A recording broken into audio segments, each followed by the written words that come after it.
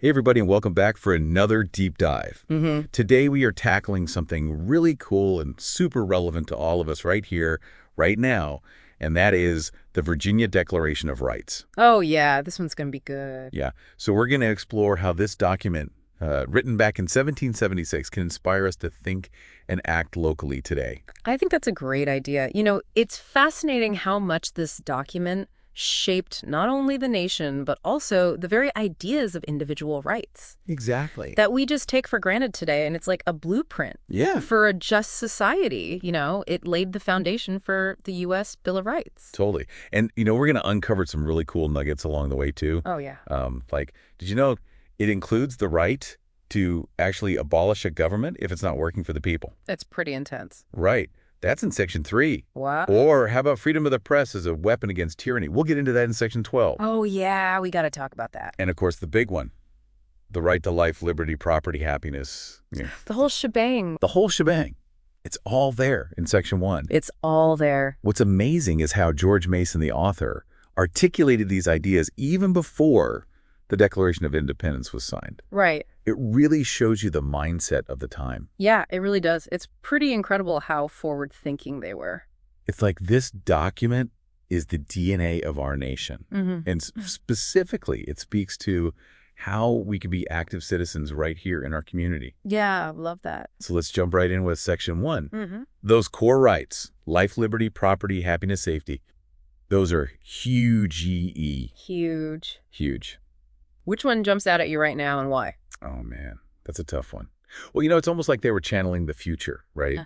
Because those values are still what we're fighting for every day. Yeah. But Section 2, that's where it gets really interesting for me. It says, all power comes from the people. Back then, Yeah. that was revolutionary. It completely flipped the script on the idea of a king or, somebody else having all the authority. Right. It was like, hold up, the power lies with you as the citizens. Exactly. Which, if you think about it, that's a huge responsibility. It is a big responsibility. Because if the power comes from us, we have to use it. We do. So that's where Section 3 comes in. Ah, yes, Section 3. Gives the people the right to change or even get rid of a government that isn't serving them. Love it. This is where think and act locally gets real. Yes. This section is basically saying, hey, if things aren't working, you have the power to do something about it. You have the power. So that's voting, right? That's attending those city council meetings, maybe even organizing a peaceful protest if needed. Oh, yeah. It's about holding our local leaders accountable. Accountability. That's it. But the document doesn't stop there. Oh, no, it keeps going. Section 5 talks about the separation of powers. Checks and balances. That checks and balances thing to keep any one person or branch of government from getting too powerful. Yeah, they knew what they were doing. How well do you think that's working out today? Oh, that's a good question. I don't know. What do you think? It's a great question to ponder. And Section 6 adds another layer of protection, frequent elections. Yes. Our founders knew that to keep the government in check, we need to have regular opportunities to choose our leaders. Right. Makes you wonder, are we really holding our elected officials accountable? Oh. Are we participating in the process enough? That's the heart of it. The Virginia Declaration of Rights isn't just about laying out rights. It's Right. about giving us the tools to actually exercise those rights and build the community we want to live in. Absolutely. Okay, so we've got this big picture of power to the people. Yes.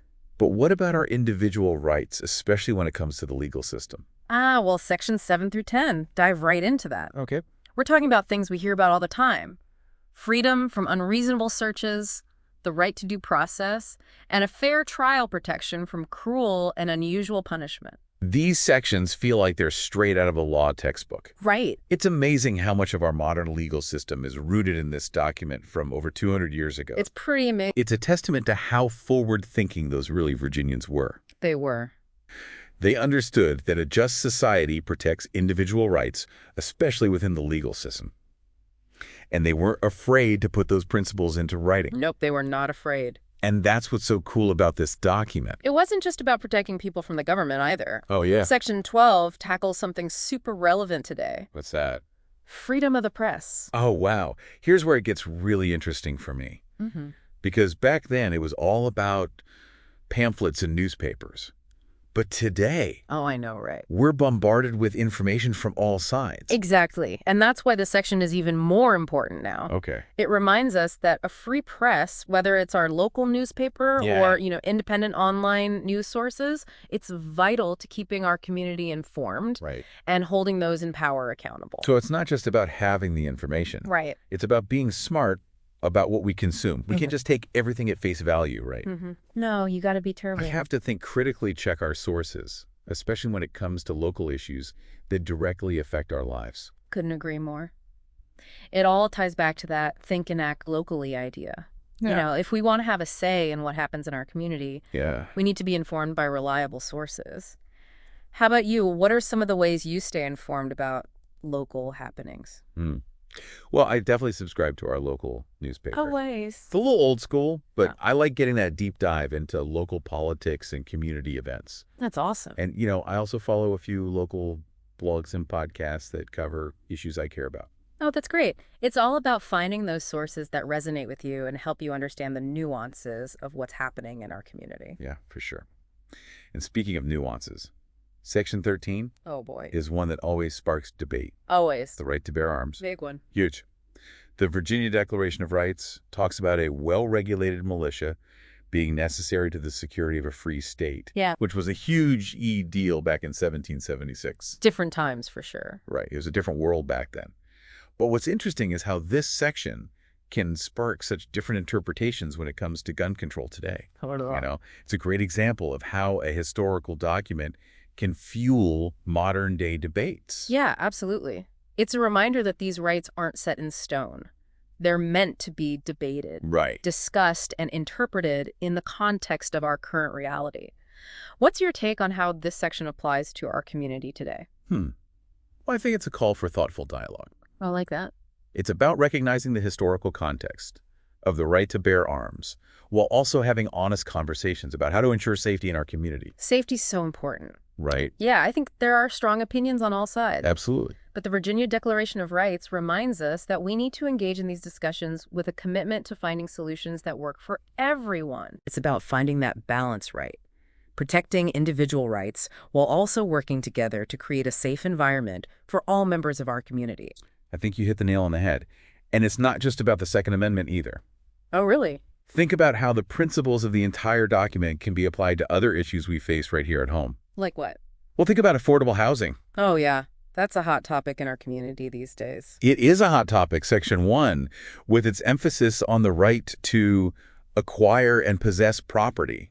Yeah. It speaks directly to that. Oh, wow. It's about ensuring that everyone has a fair shot at economic security, Okay. which includes having access to safe and affordable housing. So how do we translate that, from a document written centuries ago to actionable steps in our community today? That is the question, isn't it? Yeah. Well, it starts with recognizing that housing is a fundamental human right, Okay. and then working together to create solutions. Oh, maybe supporting local organizations that provide affordable housing, advocating for policies that incentivize affordable housing development, Right. even just volunteering our time at local shelters. These are all ways we can put those principles into action.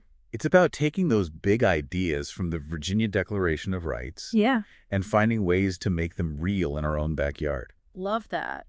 And that applies to so many other issues as well. Like what? Access to quality education, environmental protection, criminal justice reform. Oh, yeah. These are all areas where the principles of the Virginia Declaration of Rights can guide our thinking and our actions. It's like this document gives us a framework for building a more just and equitable society, but it's up to us to fill in the details. I think that's a great way to put it. It's a call to action, a reminder that we have a responsibility to shape our community and our future. Totally. And it starts with understanding the rights and principles enshrined in this document, Okay. and then finding creative ways to apply them to the challenges we face today. So as we wrap up this part of our deep dive, I'm curious what's resonating most with you so far.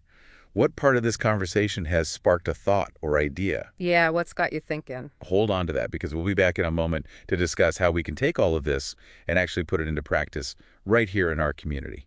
And we are back for the final part of our deep dive into the Virginia Declaration of Rights. It's been a fascinating conversation so far. Yeah, we've covered a lot of ground, from those individual rights to the power of the people, and even how this centuries-old document can really be a guide for action in our community today. I think what strikes me is how the Virginia Declaration of Rights isn't just some dusty old document. It's a living, breathing testament to the idea that we, the people, Yeah. have the power to shape our own destiny. I love that.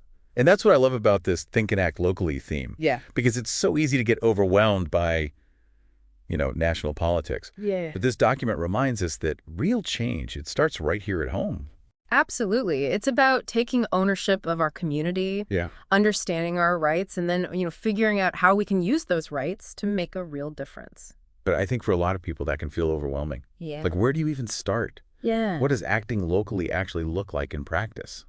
That's the million-dollar question. Well, think about the issues that we've talked about today. Yeah. Affordable housing, access to quality education, environmental protection, freedom of the press, responsible gun ownership. Yeah. Which one of these really gets you fired up? I love that question. Yeah. Because it's not about trying to tackle everything at once. No. It's about finding that one issue, that one cause Right. that speaks to your heart, and then figuring out how you can contribute. Exactly. Let's say you're super passionate about education. Okay. You could volunteer at a local school, Oh, yeah. mentor a student, or even advocate for policies that improve educational opportunities in our Please. community. Or maybe you're really concerned about the environment. Yeah. You could join a local environmental group, participate in a community cleanup day, or support businesses that are committed to sustainability. All great ideas. And remember, you don't have to do it alone. That's true. There are so many incredible organizations and people Yeah. already working to make our community a better place.